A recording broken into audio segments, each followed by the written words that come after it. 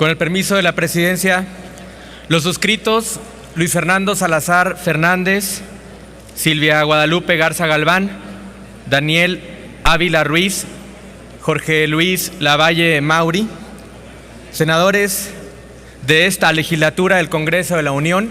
integrantes del Grupo Parlamentario del Partido Acción Nacional,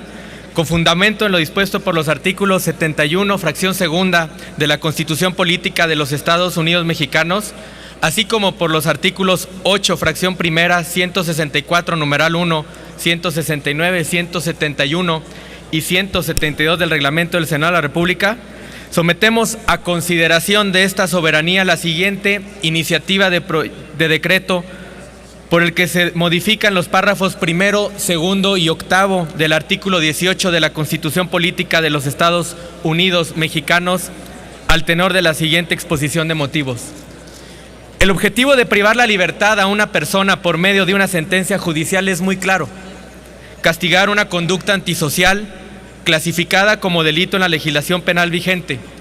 Para hacerlo, se atiende a los elementos constitutivos de la figura delictiva, las agravantes y atenuantes del caso y los criterios que con apego a derecho manifiesten y sostengan el representante social o Ministerio Público y el juzgador. Asimismo, se atiende a los extremos de los años de privación de libertad fijados por el legislador para cada delito. La reforma del artículo 8 constitucional, de fecha de publicación en el Diario Oficial del 18 de junio de 2008, estableció que el sistema penitenciario se organizará sobre la base del trabajo, la capacitación para el mismo, la educación, la salud y el deporte como medios para lograr la reinserción del sentenciado a la sociedad y procurar que no vuelva a delinquir, observando los beneficios que para él prevé la ley, imponiendo como un plazo límite, según el transitorio quinto, para la implementación de estas medidas, cuando lo establezca la legislación secundaria correspondiente, sin que pueda exceder el plazo de 3 años, contados a partir del día siguiente de la publicación de este decreto. Sin embargo, lo cierto es que rebasados en exceso estos 3 años, no se aprecian ni las reformas secundarias con la precisión y la calidad legislativa que demanda el 18 constitucional, y mucho menos los cambios esperados. La realidad es que el sistema penitenciario es un tema que la mayor parte de las autoridades ejecutivas prefieren obviar y evitar. En las reglas mínimas para el tratamiento de los reclusos, adoptadas por el primer Congreso de las Naciones Unidas sobre la prevención del delito y tratamiento del delincuente, celebrada en Ginebra en 1955 y aprobadas por el Consejo Económico y Social, se establece la separación de categorías de los reclusos.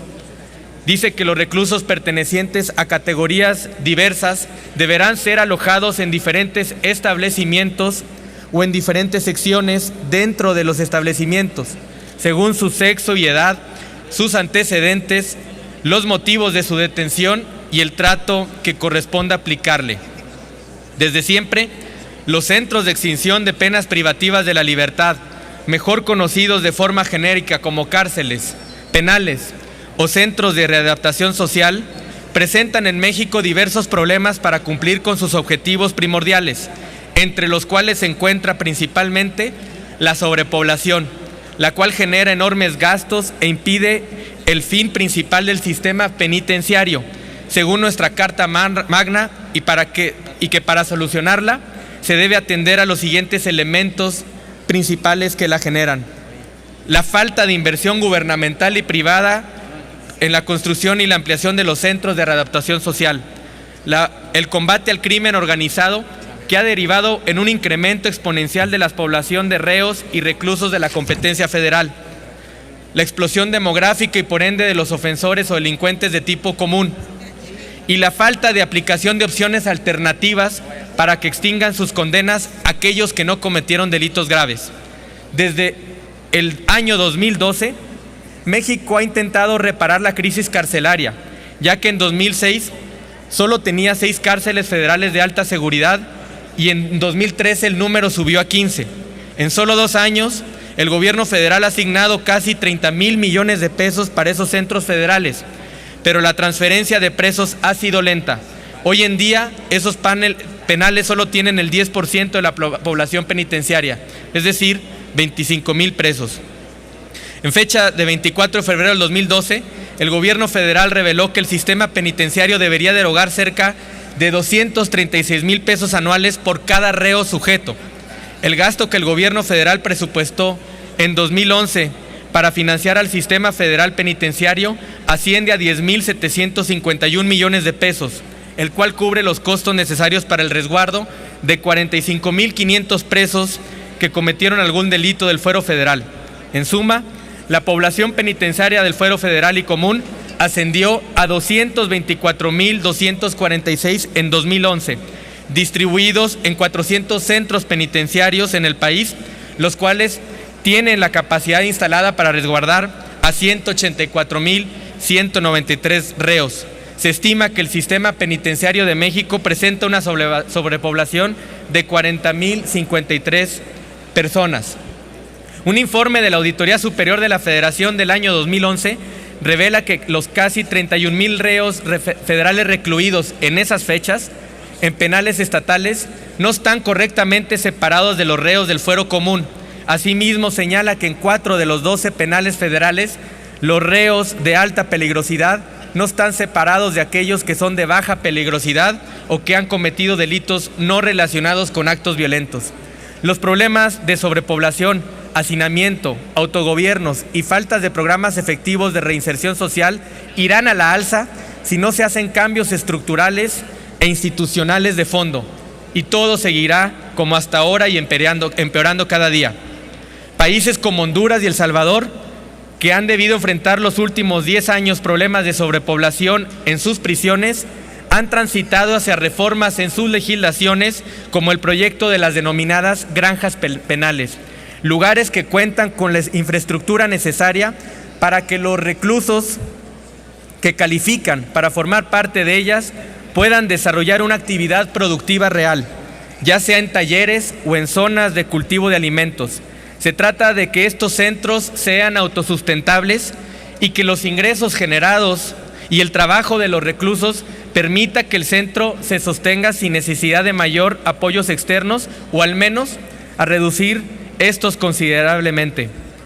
La deficiencia de la legislación penitenciaria secundaria es clara. Por ejemplo, en fecha 2 de septiembre del presente año, la Suprema Corte de Justicia de la Nación declaró inconstitucional el segundo párrafo del artículo 10 de la ley que establece las normas mínimas sobre la readaptación social de sentenciados, la cual establece porcentajes sobre el destino del producto del trabajo del reo, ya que según la sentencia de referencia, dicho precepto atenta contra los derechos y principios protegidos por la Constitución Federal,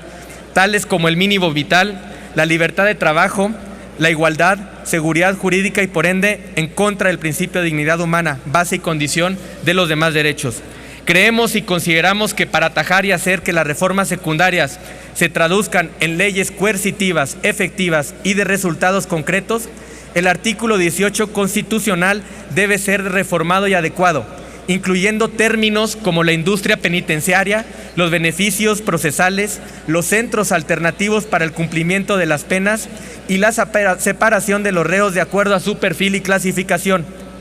con objeto de que sean disposiciones coercitivas obligatorias para las autoridades y rectoras de los ordenamientos secundarios que de ella deban emanar. En mérito de lo anterior expuesto, someto a consideración de esta soberanía la presente iniciativa con el siguiente proyecto de decreto. Artículo único. Se modifica el contenido de los párrafos primero, segundo y octavo del artículo 18 constitucional para quedar como sigue. Artículo 18.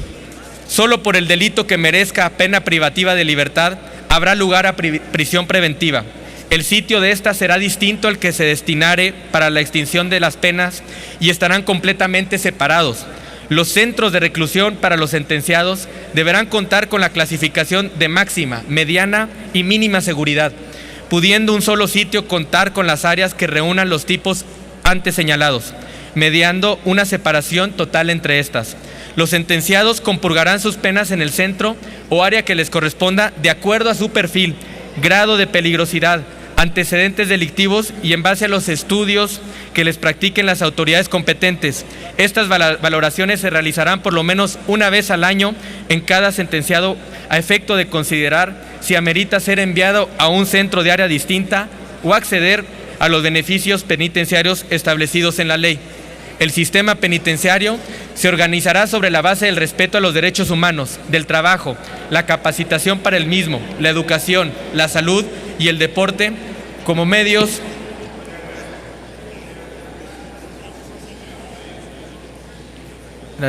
Las autoridades, en coordinación con otras entidades, instituciones, organizaciones civiles o con los particulares, suscribirán convenios que permitan la instalación de industrias productivas al interior de los centros de reinserción social, para que los sentenciados puedan contar con ingresos para sufragar sus gastos personales y de sus familias. Las mujeres compurgarán sus penas en lugares separados de los destinados a los hombres para tal efecto. Los sentenciados, en los casos y condiciones que establece la ley, podrán compurgar sus penas en los centros penitenciarios más cercanos a su domicilio y, en su caso, cuando reúnan los requisitos legales, aprueben las valoraciones correspondientes, cumplir sus condenas en granjas penales, en sus domicilios con las restricciones aplicables o en la libertad limitada con el apoyo del sistema de control tecnológico, a fin de propiciar su reintegración a la comunidad como forma de reinserción social. Esta disposición no aplicará en caso de delincuencia organizada y respecto de otros internos que requieran medidas especiales de seguridad. Transitorios, el presente decreto entrará al vigor al día siguiente de su publicación en el Diario Oficial de la Federación. Es cuanto, señor presidente. Muchas gracias. Gracias, señor senador.